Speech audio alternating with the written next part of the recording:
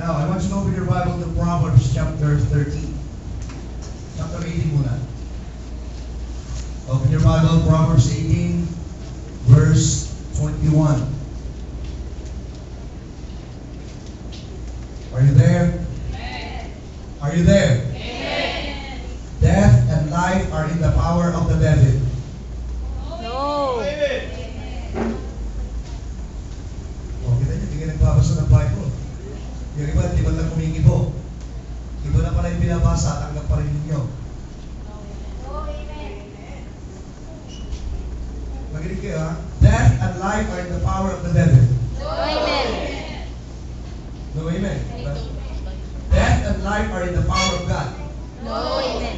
Don't they? Ano nakalagay sa Bible? Death and life are in the power of. So kung ang death and life is not in the power of the devil, it's in you. Hello? Sabi mo sa katabi mo, it's in you. Even in the power of God, it's in the power of you.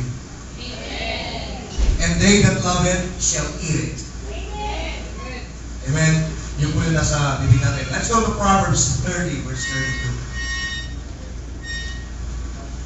Proverbs 30, verse 32. Sinabi rito, if thou hast done foolishly, may Bible pa kayo? If thou hast done foolishly in lifting up thyself, or if thou hast thought evil, lay thine hand upon your mouth. Kapag ikaw daw ay nakagawa ng kasalanan, at kapag ikaw ay nag-iisip na masama, nakalagay dito, lagyan mo ng timon ng iyong pinig. Buhakan. Amen? So, now, sabi dito, if thou hast thought evil, mas maganda kung lagyan mo ng sapal ang iyong bibig.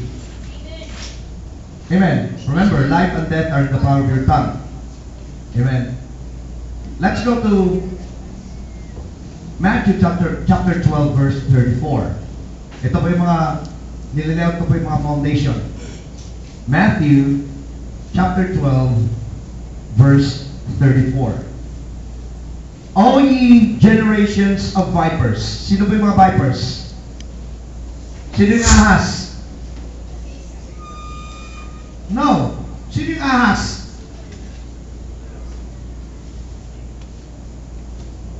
Church, sino yung ahas doon sa Garden ng Eden? Si Satan. Hello? O ye generation of vipers. Listen. Amen? How can you being evil speak good things? For out of the abundance of the heart, the mouth speaketh.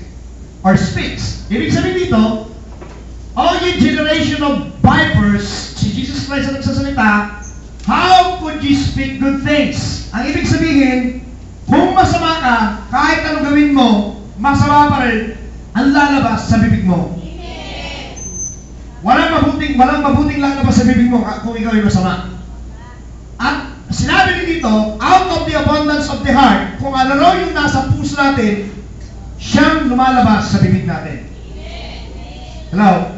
May matututunan po tayo din sa passage na yan. Hello? May matututunan tayo sa passage na yan. Mamaya, matututunan natin. Idinilaw ko lang po yung foundation. Now, if we will go back to Proverbs 13. Go back to Proverbs 13. Hallelujah. Proverbs chapter 13, verse 3. He that keepeth his mouth, keepeth his life. But he that openeth wide his lips shall have destruction. So, ibig sabihin, your own destruction relies on your mouth. Church, listen. Life and death are in the power of your tongue.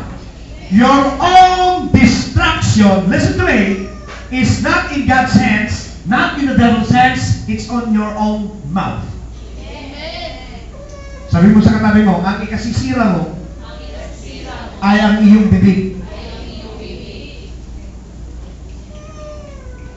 Hello? Ulitin natin.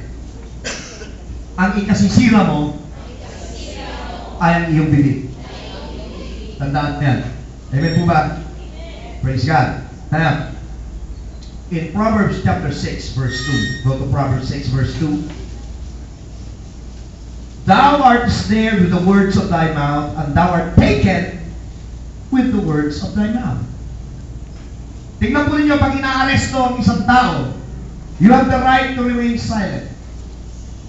Mabasahan siya ng right niya. You have the right to call your lawyer. If you don't have one, we will provide for you. Pagkatapos may karugtong yun. Anything you say can be used Against you. or and be used in favor of you. Hello? Now, according to Proverbs 6 verse 2, tayo'y nasisila. Ano may nasisila? Nabubulaga. Nabibigla. Hallelujah. O yung hindi mo anticipated. Nasisilo sa salita ng ating mga bibig. Di ba minsan may kaibigan ka, ay galit na galit ka pala sa kaibigan mo, pakunya-kunyari ka pa. Pero kapag yung pag yung medyo dumating na yung pagkainis mo, bigla nagsasalita ka ng bajabing, bajabing. Nasisila ka sa iyong mga salita. Hello? Amen? Now listen. Dapat, confession is repeating what the Word of God had said. Ang confession po ay yung pag-ulit ng sinabi na Diyos. Amen. Yan po yung tinatawag natin confession. Amen po ba? Amen. Now, what's this? Kanina binasa natin, out of the abundance of the heart, the mouth speaks. Amen? Now, before we go on, ito po mga pointers na bititawan ko sa inyo. Romans chapter 3 verse 4, let God be true. Sabi mo, let God be true. And everyone a liar. So, ang ibig sabihin nito, let God be true. Lahat ng salita ng Diyos, totoo. Pag sinabi niya, totoo. Sinabi niya, life and death are in the power of your tongue. Totoo yan. You will be snared by the words you say. You will be caught by the words you say. Sinabi niya yun, totoo yan. Sinabi rin ng Panginoon, your destruction is all your own word. Totoo rin yan. Pag sinabi niya, walang if, walang but, totoo. Because God is true. And let every man be a liar. Amen po ba? Can you say amen? And in Titus chapter 1 verse 2, it says, God cannot lie. There's no lie in Him. Amen po ba? Okay, now, dito po yung further na destruction ng tao. Let's go to Matthew 26. Sabi natin, out of the abundance of the heart, the mouth speaks. Go to Matthew 26. Hallelujah. Praise God. Amen. Hallelujah.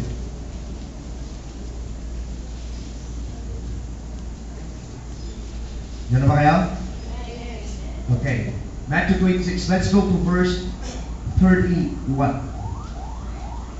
Then Jesus said unto them, ito po si Jesus nagsalita, all ye shall be offended because of me. This night, for it is written, I will smite the shepherd, and the sheep of the flock shall be scattered abroad. Si Jesus po nagsalita, sabi niya, lahat kayo magtatakbuhan, lahat kayo magsisiwala, kasi yung shepherd na siyang nangangalaga ng tupa sa gabing ito, sabi nito, will be smitten, at kayo ay you will be scattered. Magkanya-kanya kayo. Ang nagsasalita rito, si Jesus. Listen, church. Ang sabi sa Romans 3:4, let God be true. Amen. So sinabi niya ito, mangyayari ito. Amen po ba? What's this? Verse 32. But after I have risen again, I will go before you into Galilee. What's verse 33? Out of the abundance of the heart, the mouth speaks. Amen po ba? Hello? Ang sinabi ni Peter ito, Peter answered and said unto him, though all men shall be offended because of thee, yet will I never be offended. Tingnan niyo sa ni Peter, kung lahat magtakbuhan, lahat ididinay ka, lahat iiwanan ka, lahat magkakalat, lahat mawawala, ako hindi, sabi ni Peter. The Bible says, out of the abundance of the heart, the mouth speaks. Hello? Natin dito. Praise God. Verse 34. And Jesus said unto him, verily I say unto thee, that this night, before the rooster crow, thou shalt deny me thrice. Let God be true, and every man a liar. Ang sabi ni Peter, Lord, lahat mag-offend, not me. Hindi kita pababayaan. Out of the abundance of the heart, the mouth speaks. Hello? Now, let's go again to verse 35. Then Peter said unto him, though I should die with thee, yet will I not deny thee. Likewise also said all the disciples. Sabi ni Peter na naman, ako'y mamamatay na kasama mo. Out of the abundance of the heart, the mouth speaks. Hello? Oh, I'm so excited. Hallelujah. I don't know about your church, but I am excited.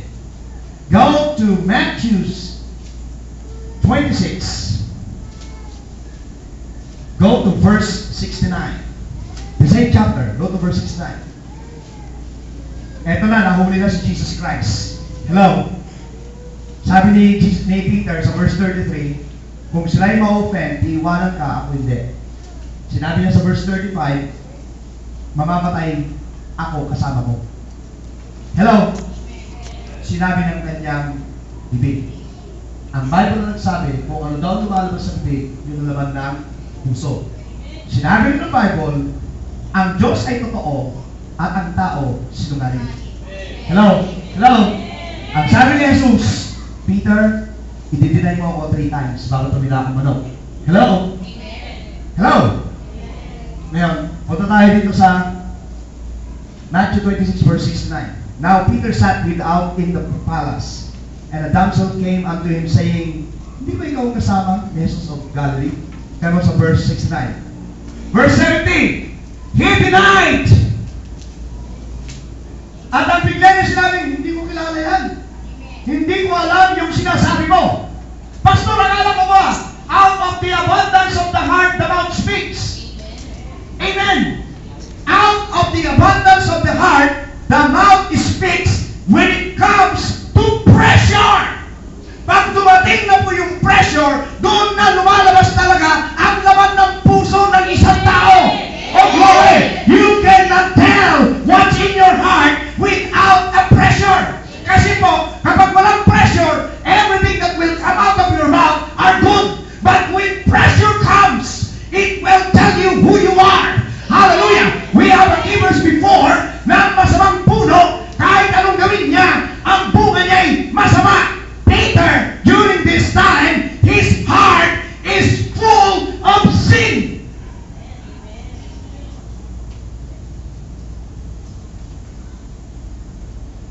Yung talaga naman ang puso ni Peter.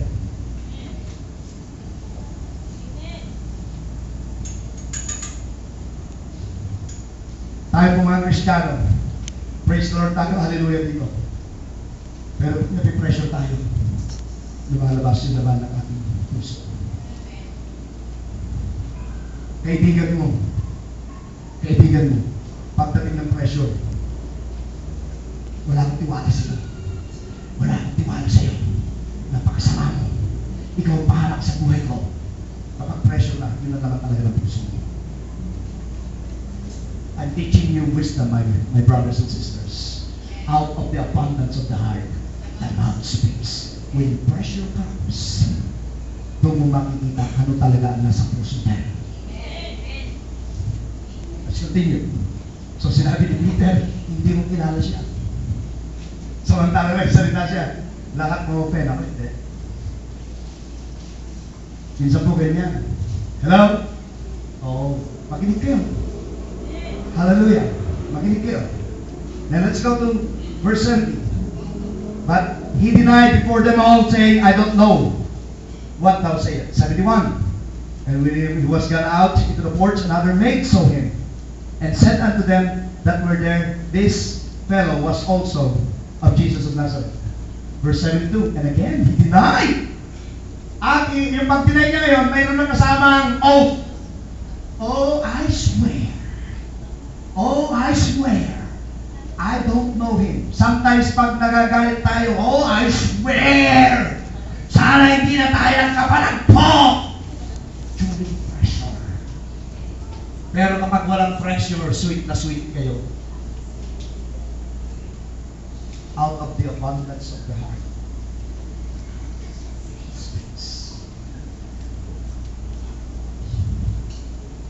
What's this? Ito pinakamatindi. And after a while came unto him, and that stood and said to Peter, Surely thou art one of them, because you speak like him. Si Peter po, you speak. Kayong mga nasa church, pag nagtagal-tagal kayo, you speak like your pastor. Amen. Hello? You speak like your pastor. You speak that you are full of anointing. You speak that you know the word of truth. Amen po ba? Kaya sasabihin, taga-faith fellowship yan. Bakit? Ganyan yung pastor nila kabold. Amen po ba? Ganyan kainit yan. Sa faith fellowship yan. Doon sa ibang church, pag pumasok ka tahimik. Bakit tahimik? Hindi ganyan lang sa faith fellowship. Sa faith fellowship, nagtatalunan, nagsasabing supernatural, nagsasabing hallelujah, nag-iingay talaga, hallelujah. Speaks like him. Pero tingnan mo, yung salita naman ni Peter. Oh, glory. Out of the abundance of the heart, the mouth speaks. Nakakita na ba kayo ng Kristiyanong nagmumura ng presyo? Ha? Nakita na kayo ng Kristiyanong gano'n? Gano'n yung mga daliri nyo, nakakita na ako. Gano'n nyo. Ikutin mo yung daliri mo. Gano'n mo. Tapos ibaba mo. Baba mo ngayon! Ikaw yun. Hello? Nakakita na ba kayo ng Kristiyanong nagmumura pagdating ng pressure? Look at Peter. Maging honest kayo. Hindi ba hindi honest? I'm gonna cast out that spirit ng kasinungaling sa inyo kung hindi kayo nagsasabi ng totoo.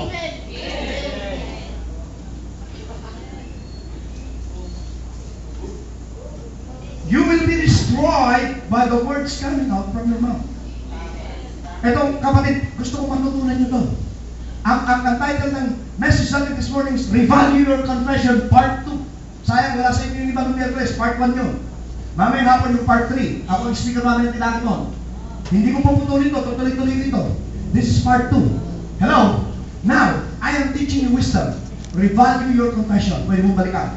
Bakit marami tayo pagpapalit dito natanggap? Tingnan natin nangyari. Look at this. Then, verse 74, he began to curse. Sinabi ng bata, ganun din siya magsalita, kamukha niya si Jesus. Kung paano siya magsalita, ganun din. So kasama siya, bigla na siya nagsabi, you don't know what you're talking, you mother, you. Ayun na si Peter. Hello, he started to curse. Minsan tayo mga Kristiyano tayo. Amen po ba? Praise the Lord. Out of the abundance of the heart, the mouth speaks. Pagdating sa bahay, nagtaway ang magkasama, may konting pressure. Demonyo ka! Demonyo ka rin! Nagmumura, aswang ka! Aswang ka rin! Nagmumurahan na. Pressure! Out of the abundance of the heart, the mouth speaks. Pag sinabi mong demonyo ka, ang tingin mo sa asawa mo, kahit nasa church siya, demonyo siya talaga. Kasi out of the abundance of the heart, the mouth speaks. And during the time of pressure, what's inside will go out. Amen. You better believe me. Pag pressure na, lumalabas na. Bakit maraming mga meron pong wisdom na ituturo ko sa inyo.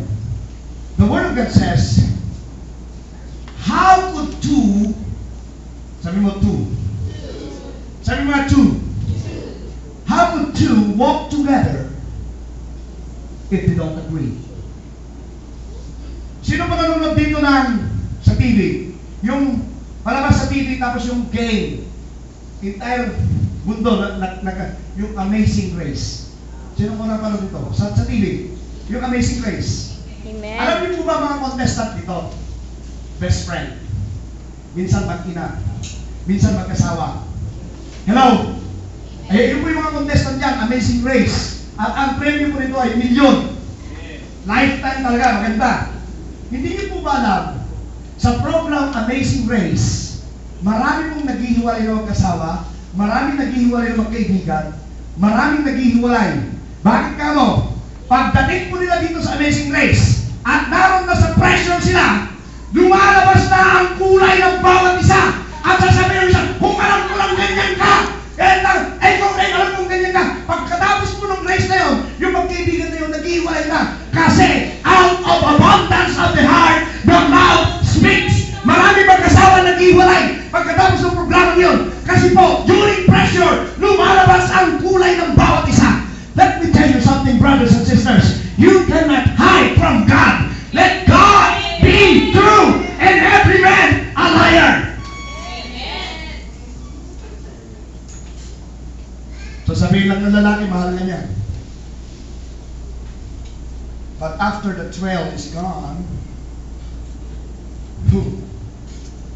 Urusende, Rosondoro, Mekere, Shanda, Ramahay.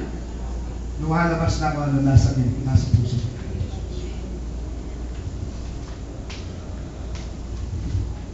Out of the abundance of the heart speaks. During good times, hindi lumalabas. Church, how could two walk together if we don't agree?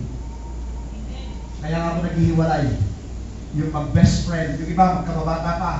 Pag beginning ng contest ng Amazing Grace, how did you get that? You know, it's like, oh, we grow in the same community. We're like brothers. He's my best friend. He's my best friend. Okay, congratulations.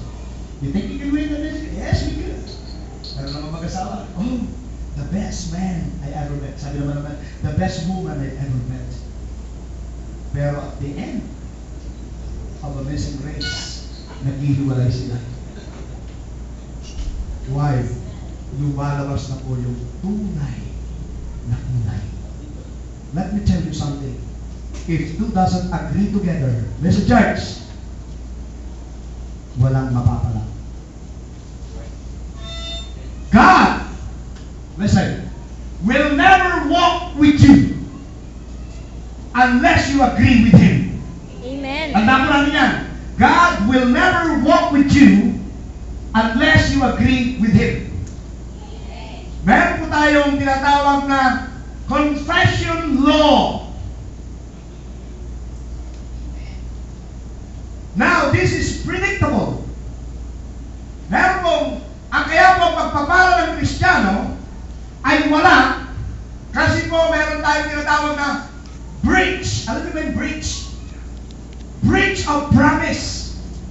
Ibig sabihin, meron kang ginawa, hallelujah, na hindi katanggap-tanggap sa promise ni Lord at promise mo. What's this?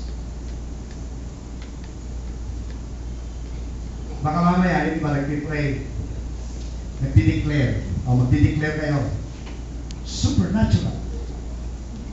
Blessings come and overtake me. I am blessed going in. I'm blessed coming out. Yun ang declaration mo, di ba? Pagdating sa problema, mamamatay tayo sa hirap. Mamamatay tayo sa hirap. Yung sinira mo, yung confession mo. You cannot say, money coming, para sa pagdating sa inyo, puro problema sa buhay, puro problema, ang hirap ng buhay. You cannot walk with God. There will be a bridge of promise. I'll show you. Amen? Are we getting excited? Are we getting excited? Now, if you go to Numbers 13, baka po nangyayari sa buhay ng Kristiyano, mayroong bridge. Ibig sabihin nawawalan na tayo ng sa Panginoon. Sabihin muna natin, ang Lord po, sabi ko sa inano natin kanina, para hindi kayo magkasala, mas maganda sapalan ang bibig. Minsan kasi mas matuloy yung bibig natin kaysa yung talagang tunay na kaganapan. Amen po ba? At yung pangako ng Diyos. Go to Numbers 13.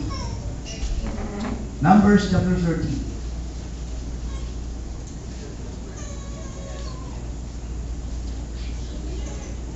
Amen? Hindi na mo po yung oras ko kasi hindi lang ako pwede lumampas ng 45 minutes. Okay? Hindi pa natin palalabas eh. Doon tayo hinto. Simula po tayo ng verse 27. Ito po yung espiya nilutusan ni Moses para tignan yung Kanaan. Nasabi ng Panginoon, I am giving you Kanaan. Hello, church, makinig kayo. I am giving you Kanaan, the land of promise, land flowing with milk and honey. Ito pong Kanaan, ito po yung provisions na ibinigay ng Lord sa bawat believer. Church, whether ikaw ay bata, whether ikaw ay matanda, babae, lalaki, kahit anong kulay, merong ipinangako ang Diyos sa iyo, your provisions. Hello? Now, ito po sa Numbers chapter 13, sabi, titingnan namin Panginoon, yung lupang pangako na ibibigay mo. Kasi sabi ng Panginoon, Moses, ayan na yung lupang ipinangako ko sa iyo, sa iyong mga ninuno, pasukin na ninyo, go and possess the land. Church, makinig kayo. Let God be true and every man a liar. Pag sinabi ng Panginoon, totoo. Ang instruction ni Lord sa kanila, listen, go and possess the land. Hello? Ngayon, sa atin, maraming pangako ang Diyos, iniisip natin imposible, yung kaganapan natin, nadidirail tayo. Let God be true and every man a liar.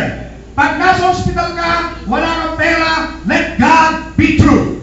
Yung sakit yan, pagagalingin niyo ng Panginoon sapagkat ang Diyos na nagpapagaling. Pag sabihin nilang walang kagalingan yan, cancer yan, malignant yan, nasa lahi nila yan, at kung ano bang mga excuses nila, let God be true and everyone a liar. The Word of God said, you are healed and you are healed.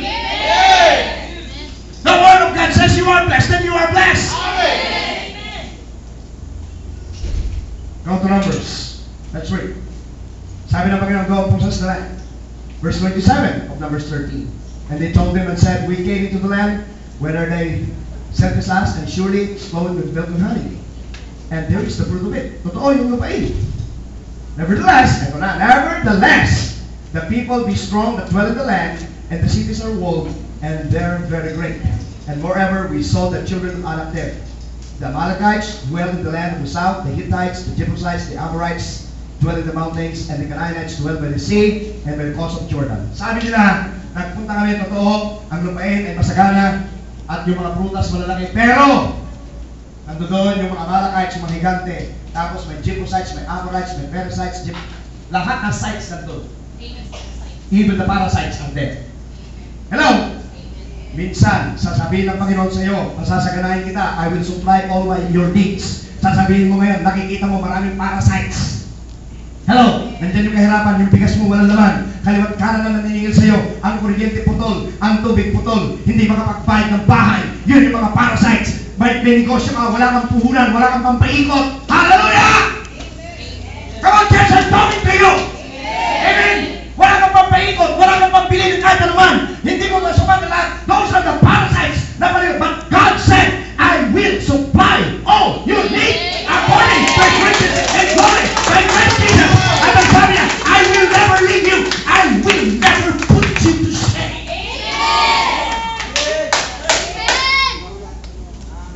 Let God be true.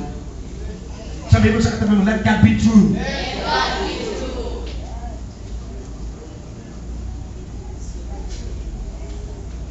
Marami pong bumubulong sa atin.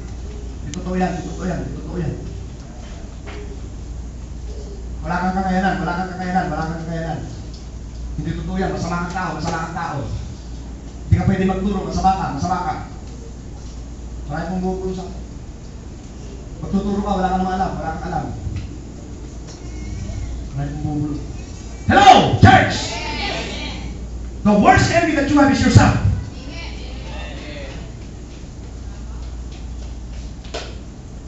Ang number one na kaaway mo sarili mo. Sabi ng Bible, nagyan ng busal ang iyong bibig. Why? Mapapalitan lamang yung mga salitang lumalabas sa iyong bibig pag napalitan ang iyong puso.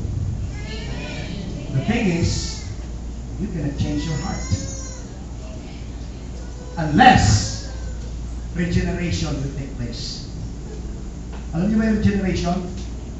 Regeneration, yung sarili mo, ilibing mo. Mamatay ka na kasama ni Kristo. Galatians 2:20, it's not me that liveth in me, sabi ni Paul. It's Christ that lives in me.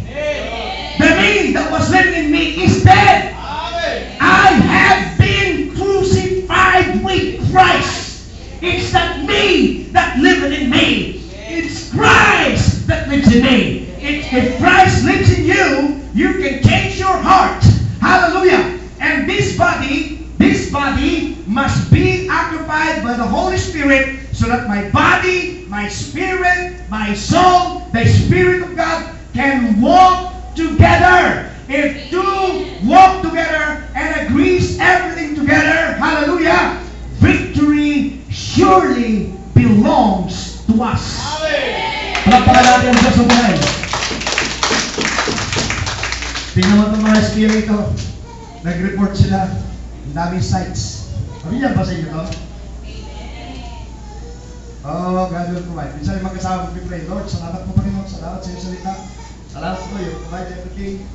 Lord, if there's riches and glory, thank you, Jesus. God provide. God provide, God provide. Pag uwi sa kanila, nag-away.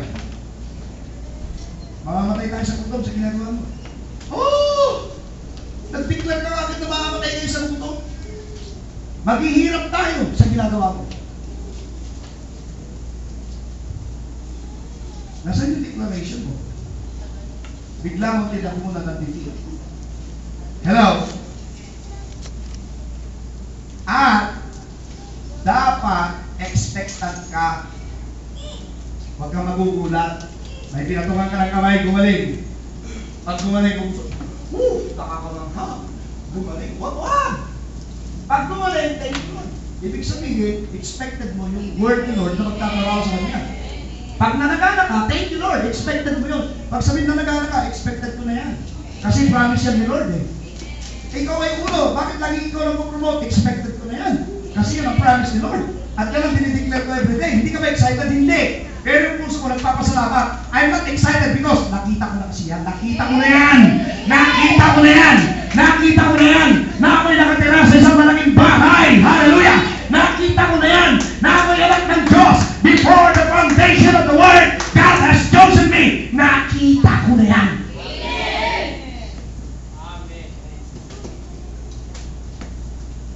Oh, glory. Tingnan niyo yung confession nila.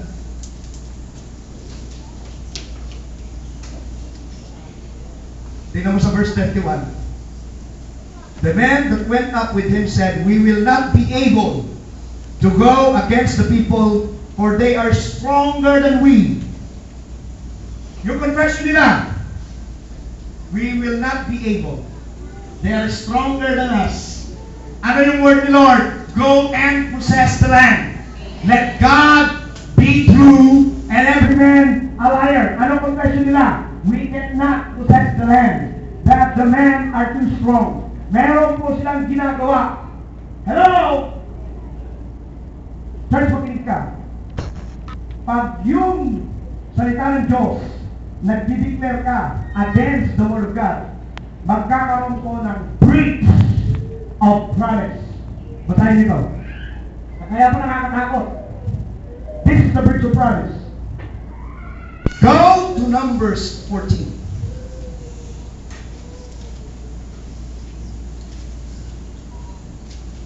Nandun na kayo? Go to 26, 27. And the Lord spake unto Moses and to Aaron, saying, How long shall I bear with this evil congregation? Bakit tinawag niyang evil congregation? Dinala niya papalabas ng Egypt. Makinig kayo sa akin. If you are evil, kahit anong gawin mo, evil ka pa rin.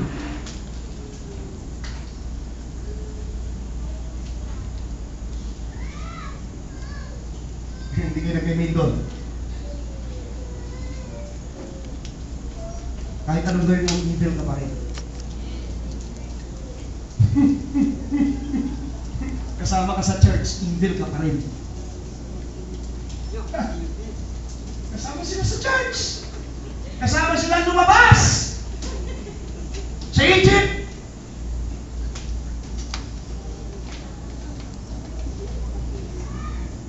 Kasama sila nagsabing hallelujah. At nung magkatawid sila doon sa Red Sea, kasama silang nagsayaw ni Miriam. Kasama rin silang pinakain ni Lord ng mana na nanggaling sa langit. At kasama rin silang pinakain ng kanilang pugo. At kasama rin sila na nilukuban ng Panginoon ng kanyang pillar of cloud by day and pillar of fire by night. Kasama sila, but they are evil still.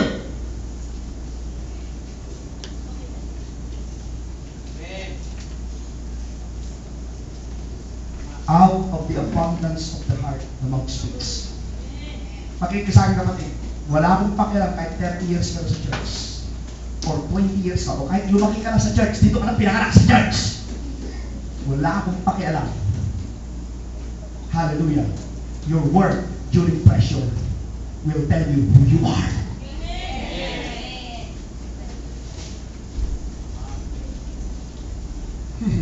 Kahit nag-speaking in tongue ka pa.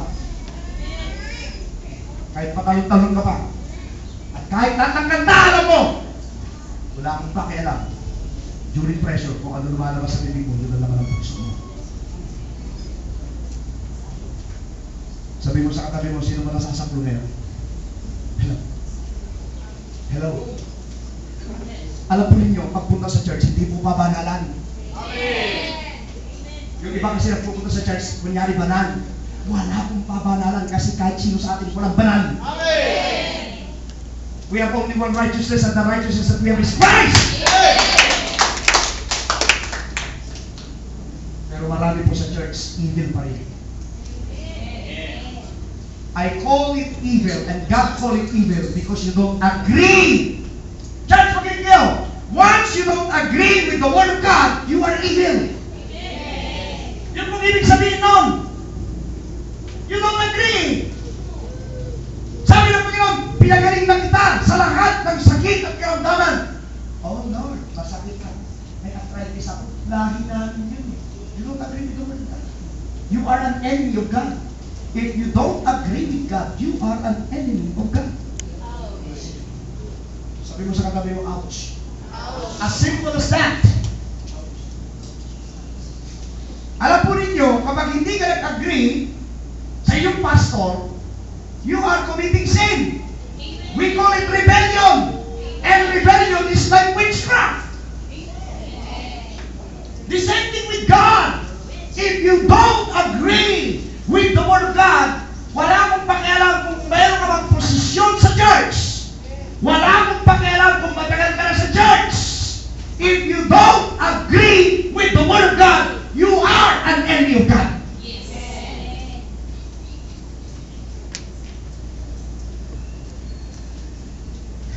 congregation. Nakakita sila ng himala.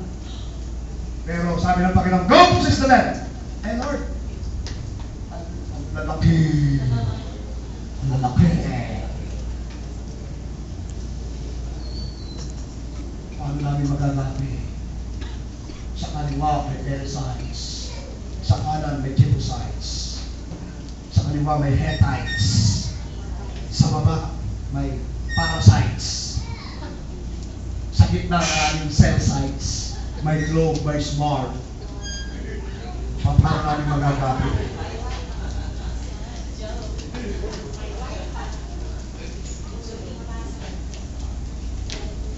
Church, minsan ganun tayo.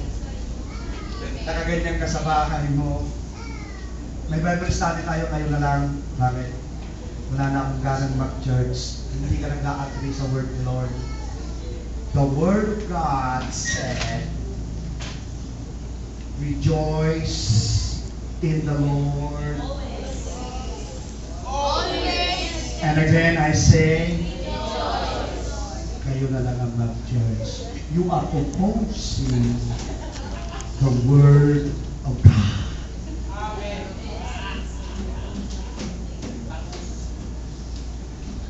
You love the Lord? Do you love the Lord? Sabi ng Panginoon, in my presence, there is fullness of joy. Sabi ng Lord, in my presence, there is fullness of joy. Lagi kang late.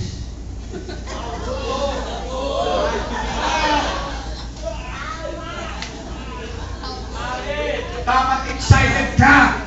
Oh, excited ako, magkikipag-date ako kay Lord ngayon. In His presence there is fullness of joy. I can't wait. Madilim pa lang. Nakaligo ka na. Excited ka na. Hallelujah. In the presence of God, there is fullness of joy. Yung iba, hindi na perilo. Ay, praise and worship pala. Mamaya pa lang. Wala kang joy of the Lord. Sino po rin yung maging halis kayo, yung nagkaroon kayo ng first boyfriend, tapos naman yun. Yung nagkaroon kayo ng first boyfriend. Yung ng boyfriend nyo. Okay, taas nyo. Mga babae, hindi kayo halis ha. Hindi ba yung unang boyfriend mo, yung unang nagpatibok sa iyong puso? At sinabi niya, magkita tayo sa Jollibee. Anong oras? Alas 11, alas 10 lang doon ka na, di ba? Madaling araw pa, gising ka na. Ano yung susot ko? Nag-ready ka na ano yung susot mo. Anong bagay dito? Bakit? Makikita ko kayo si Mr. Wonderful.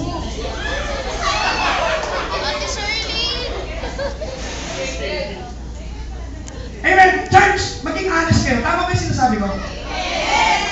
Dapat ganun din ang damdamin mo pag pupunta ka sa presence ni Lord. Mahihiya kayo, mahihiya tayo sa Panginoon. Because in the presence of the Lord, there is fullness of joy.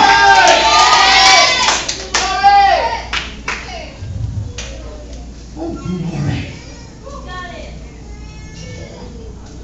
If you don't agree with the word, you are an enemy of God. Sabi mo sa katabi mo, if you don't agree with the word, you are an enemy of God.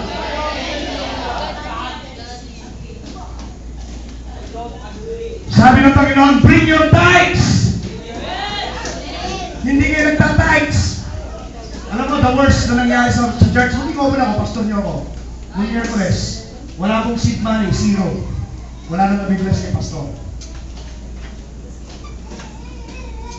As in zero. Zero talaga. It's okay. Nagpapasabi lang ng church, hindi na kami nabibless sa'yo. You can express your feelings through giving. Out of the abundance of the heart, the mouth speaks. During pressure, yun ang laman ng puso. Sabi mo sa katabi mo,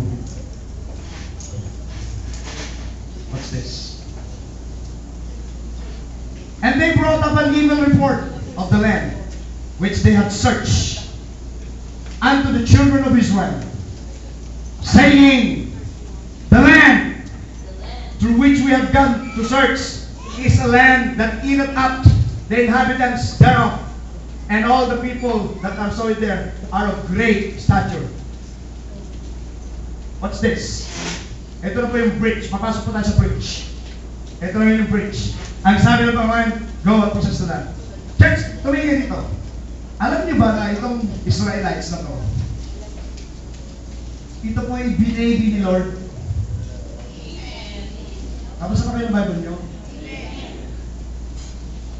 Ni sapatos, chinelas, wala silang pinili. Walang napupot. Hello? Ni damit, walang naluma. Hello? Ni pagkain, wala silang binili. At i-deliver sila doon sa bondage papunta sa promised land. Hello? Kapatid, hello?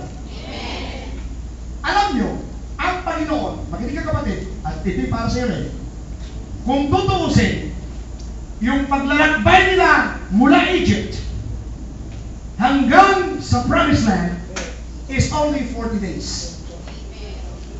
May kasama pang pahinga yun, may kasama tulog. Why is it that it took them, hallelujah, 400 years to reach the promised land? Sabi ng Panginoon, kung nagbabasa kayo, I bring them into the wilderness. Sabi ng Panginoon, kasi niligtas sila lahat. To prove, church, you are in wilderness to prove how you really love God. And they don't love God. Love lang nila si Lord pag nandyan. May pagkain, busog ang tiyan, love mo si Lord. At pag naghanap itong laman, hallelujah! At sabi wala kang mainom, binigyan sila ng tubig. Hallelujah! Love nila si Lord.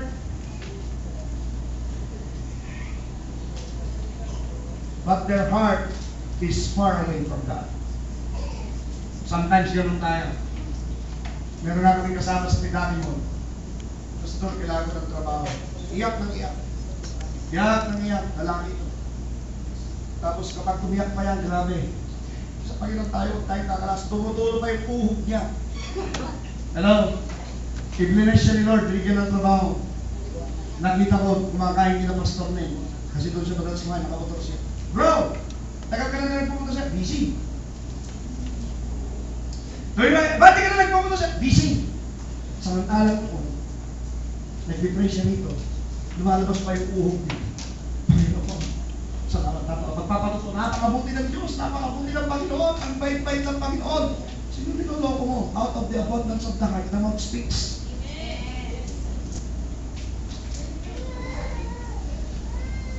Ngayon, busy siya. Busy ako. Busy ako. Kaya nga nung linggo, biglang dumating. Sabi ko, oh, Mr. Busy, dumating ka. Hallelujah.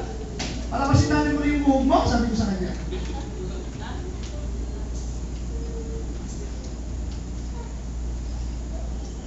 Minsan ganun tayo. Praise the Lord sa kasaganaan. Pag dumating ang konting pressure, bless the Lord. Hindi na praise the Lord, bless the Lord. Bakit bless the Lord? Kayo na lang mag-church, kayo na lang. Aayusin ko muna buhay ko, magwamat-tumpang kami ni Lord. Baloney. Simple lang yung kanyang salita. Love the Lord with all your heart, with all your might, with all your soul, with all your strength. Love the Lord with all your heart!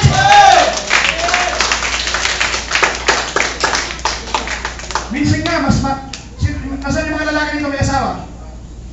Alin na mas matindi? Yung pangalan ng asawa niyo o pangalan ni Jesus?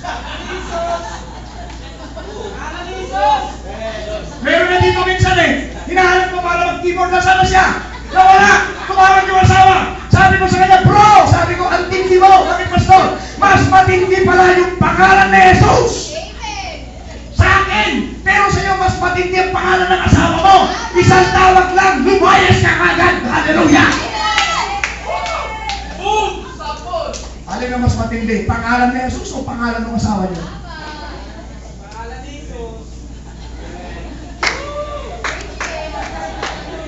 Awahin ka ng asawa mo sa bahay niyo. Hi, paporma ka ng paporma, papachargin ka sa mga babae. Matakot ka naman. Ano yung mas matindi? Pangalan niya, pangalan ni Jesus. Kung ako sa'yo, sasagutin ko simple lang. Ako'y lingkod ng Diyos. Kung hindi ka makatiis, lumayas ka sa pangalan ni Jesus.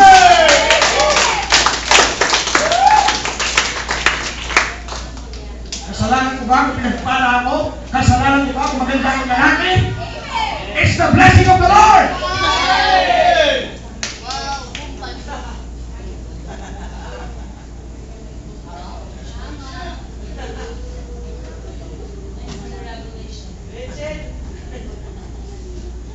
Let's go back again to the bridge. Ito na yung bridge. Ay, gusto ko i-study nito. Kasi nakakatakot ito. To the bridge of promise. Go to Numbers 14. Verse 28. Say unto them, as truly as I live, saith the Lord, as ye have spoken. Sabi mo, spoken. In my ears, so will I do to you. Oh, nakakatakot. Kung ano daw yung lumabas sa bibig mo na narinig ng Diyos, siya kong ibibigay sa iyo. Sabi ng Panginoon, go possess the land. I give the land to you already. Sabi nila, no, we cannot possess the land. Sabi ng Panginoon, dahil yan ang sinabi ninyo, yung sinabi nyo, siyang ibibigay ko sa iyo. Kaya pag sinabi mong lahi kami ng mga high blood, yun ang sinabi ko. Sabi ng Panginoon, ang sinabi ko sa iyo, by my stripes, you are healed. Ang sinabi ko sa iyo, you are a new creature. Ang sinabi mo, lagi ninyo, yung sinabi mo, ibibigay ko sa iyo.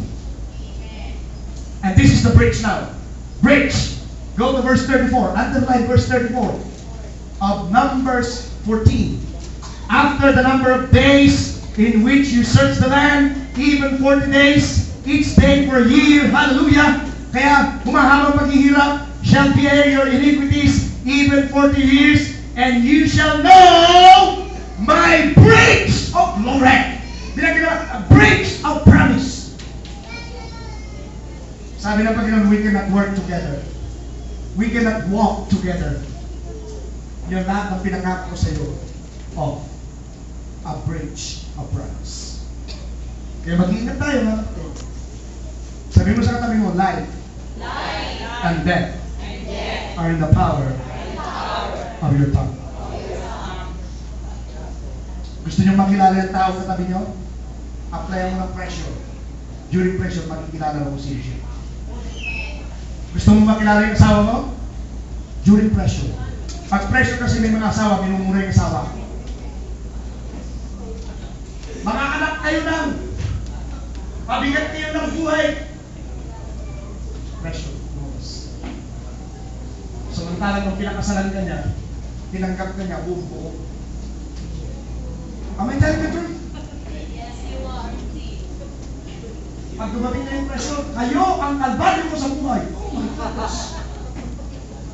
During pressure, doon mo makikilala ang tao. Manood kayo ng Amazing Grace. Ang ganda. Lalo na sa start ng game, ang gaganda nila, very sweet sila. At the end of the game, doon ka manood. Nagmumurahan yung magkaibigan. Nagmumurahan yung magkasawa. Bakit? Sa pressure, lumabas yung laman ng puso. Kapatid, wala akong pakialam. 30 years na sa church, o 25 years, o 20. Out of the abundance of the heart.